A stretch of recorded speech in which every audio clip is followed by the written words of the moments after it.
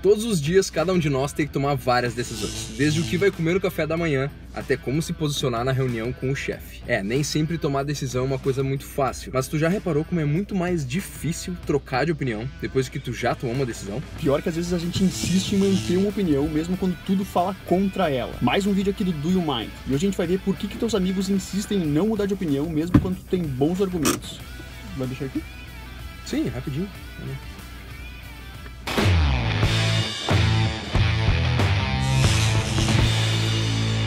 Na década de 80, 50 pessoas foram divididas a partir de uma escala entre céticos e crentes para fenômenos paranormais, tipo bruxaria, disco voador. Depois disso, cada um deles recebeu uma resenha de um artigo científico para ler, só que essa resenha estava manipulada. Tinham dois tipos diferentes de resenha. Uma dava a entender que era possível que os fenômenos paranormais fossem verdade, e a outra minimizava ao máximo essa possibilidade. Qual a sua mensagem para a Terra, Bilu?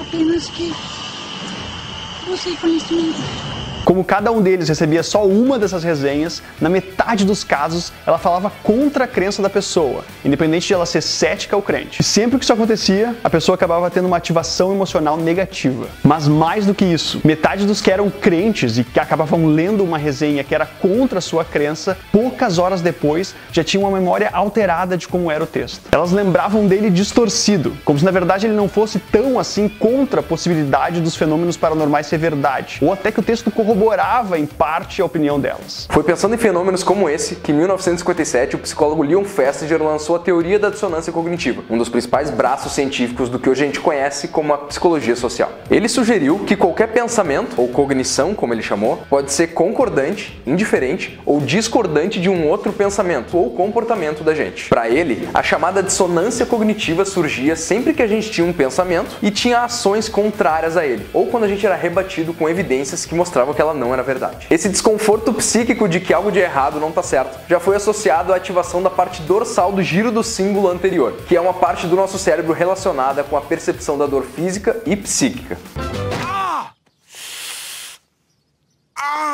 O fato é que a gente preza e muito pela nossa própria opinião, e às vezes é capaz de arriscar a vida para não precisar sentir na pele todo esse sofrimento. Em qualquer assunto que aceita diferença de opinião, tipo futebol, política, a gente até pode entregar 1 ou 2 rounds de argumentação pro lado oposto, mas no fundo a gente sempre pensa que o nosso argumento é um super trunfo, o argumento mais poderoso. Pelo menos é assim na nossa cabeça. O nosso cérebro está sempre buscando a tal da consonância em tudo que a gente faz. Inclusive, sempre que a gente atinge essa congruência entre o que a gente acredita na vida e o que a gente faz, a gente recebe um shot de dopamina no núcleo accumbens, o que na linguagem do cérebro significa prazer e reforça o comportamento que a gente está tendo. Por exemplo, se eu me importo com a falta de água no planeta, meu cérebro vai esperar que eu não lave o carro com a água da mangueira ligada. E como a minha ação vai estar sendo condizente com a minha verdade, eu recebo uma gratificação por isso. Então a gente sabe que a discordância traz sofrimento e a concordância traz prazer. Vamos supor que o tesoureiro de um político bem intencionado diz para ele não declarar uma parte da verba destinada para a campanha das próximas eleições. Já de início ele fica bem tentado, porque essa grana extra ia deixar ele mais perto de ganhar dos oponentes dele. Na cabeça dele, ele não ia estar sonegando por mal. Ele ia fazer isso para ganhar as eleições e aí sim ajudar o povo. E cá entre nós,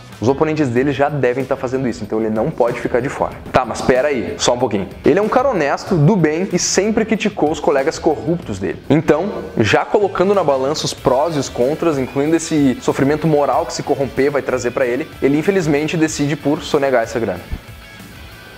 Essas situações de dissonância, onde claramente surge um sofrimento psicológico, não podem ficar assim por muito tempo, senão a gente fica só ruminando isso, pensando e não consegue fazer mais nada. É como se surgisse junto desse desconforto um impulso interno que nos empurra de volta à consonância. O Festinger comparou esse impulso interno com um instinto que a fome traz pra gente buscar comida, que então de alguma maneira ia fazer a gente resolver esse conflito. Já que existe esse impulso interno para voltar para a consonância, seria mais lógico que esse cara mudasse de opinião, voltasse atrás e recusasse essa oferta. Acontece que a lógica do nosso cérebro nem sempre é tão linear. Sempre que a gente precisa tomar uma decisão, o que o nosso cérebro faz é queimar fosfato para processar todas as opções que a gente tem e as consequências que elas podem ter. E aí ele toma a decisão, muito baseado no sucesso de escolhas parecidas que já aconteceram. Então, tomar uma decisão importante, especialmente se for numa situação nova, demanda um gasto de energia inicial grande. Se essa decisão trouxer um resultado positivo, tipo aquele político ser eleito sem ser preso antes, as vias sinápticas responsáveis por essa decisão vão ser reforçadas. E a mesma coisa vale para as nossas crenças e opiniões de vida. A gente vai reforçando elas conforme elas continuem agradáveis para nós, ou enquanto não nos trouxerem problemas. Então, da próxima vez que a gente estiver frente a uma situação parecida, a gente não vai precisar gastar toda essa energia do zero, porque aquelas sinapses que foram reforçadas e agora são dominantes vão facilitar com que a gente chegue no mesmo comportamento, na mesma opinião, na mesma decisão. Quando a gente faz coisas que são contrárias ao que a gente pensa, ou quando alguém nos mostra provas que mostram que a nossa opinião está errada, como a gente faz para ficar bem se mudar de opinião gasta tanta energia?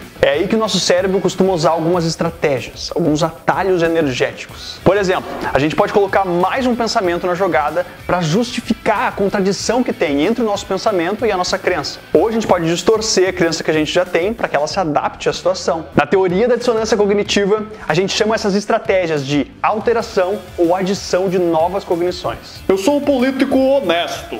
Eu só neguei a verba só para poder cuidar dos meus eleitores. E eu fiz isso só uma vez. Então tá tudo bem. É comum também a gente ignorar a informação que discorda da gente, mesmo que ela seja bem embasada. Dados de 2016 do Conselho Norte-Americano de Prevenção de Riscos mostraram que a gente tem 86 vezes mais chance de morrer dentro de um carro que dentro de um avião. Mas quem aqui não conhece uma pessoa que na hora da decolagem apela para todos os santos com medo de ele cair? Outras vezes, a evidência é tão forte que a gente não consegue ser indiferente e simplesmente ignorar ela. Então a gente tem que ativamente negar que ela existe para lidar melhor com essa dissonância sem mudar de opinião. Tem gente que realmente compra a briga e começa a militar pro outro lado. Tipo o pessoal que nega todas as evidências da astrofísica e acha que a Terra é plana, ou o pessoal que acredita piamente que o homem nunca foi à Lua. Como que você vai entrar numa lua se ela é redonda?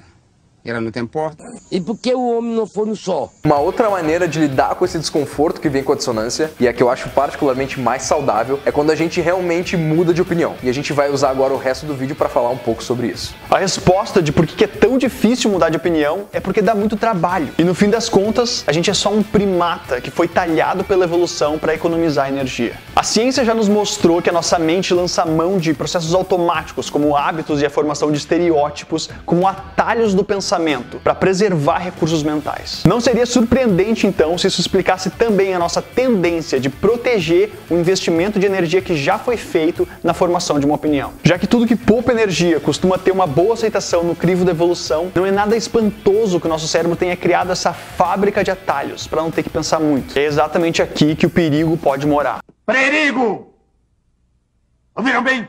Não mudar de opinião pode ser vantajoso para a gente não precisar pensar muito para fazer as coisas do cotidiano, mas a falta de pensamento crítico para coisas maiores e que podem ter uma repercussão do ponto de vista ético e social pode ser o lado negro dessa moeda, especialmente no mundo polarizado que a gente está vivendo. É aqui que entra, na minha opinião, a maneira mais saudável de lidar com a dissonância. Até um tempo atrás, eu não via problema em estacionar alguns minutos na vaga para gestante. Manter uma opinião mesmo quando tudo fala contra ela. Mais um aqui do Do You Mind. E a gente vai ver por que teus amigos insistem em não mudar de opinião mesmo quando tu tem. Isso até conversar com um grande amigo meu que me fez ver que isso claramente traz um problema ético e funcional na vida em sociedade. Nesse momento, eu não tive muito atalho. Por mais que tenha sido trabalhoso parar e refletir sobre isso, eu usei toda a energia mental necessária para, digamos assim, reprogramar as minhas sinapses e ter certeza que esse meu comportamento não ia se repetir. E depois, parando para refletir sobre isso, eu me dei conta que o mesmo vale para algumas opiniões já ultrapassadas que a gente às vezes ainda tem, como a homofobia, o racismo, o sexismo, entre vários outros. Às vezes eu penso que a gente é craque em julgar e apontar os erros dos outros, mas esquece de fazer o tema de casa e resolver as nossas próprias incongruências da melhor maneira. No fim das contas, ser intransigente e não mudar de opinião parece ser só mais uma maneira que o cérebro encontrou na evolução para não gastar tanta energia. O que aconteceu comigo naquele exemplo de estacionar na vaga para gestante é que eu escolhi não ficar refém disso. Fiquei aberto para ouvir o outro lado da história e aí sim pensei criticamente para tomar minha própria decisão. Se tu entendeu por que a gente não muda de opinião como muda de roupa, então tu provavelmente gostou do vídeo. Então resolve essa dissonância entre o fato de ter gostado do vídeo e ainda não ter dado um like. E aproveita para compartilhar o nosso canal. Aproveita para se inscrever aqui no canal também, nos segue nas outras mídias e clica no sininho para receber notificações dos próximos vídeos. Ah, deixa teu comentário aqui também sobre por que tu mudou de opinião uma vez e na outra não, e deixa sugestões dos próximos temas que tu quer ver aqui no Do You Mind. Por hoje é só, obrigado para quem assistiu até agora e keep your mind sharp. Your mind blown. Só negar verba eleitoral, na verdade, nem é tão grave assim. Até porque eu sou um político honesto de maneira geral. E se eu não fizer isso, outra pessoa ia estar fazendo no meu lugar. Não é como se eu estivesse matando alguém também.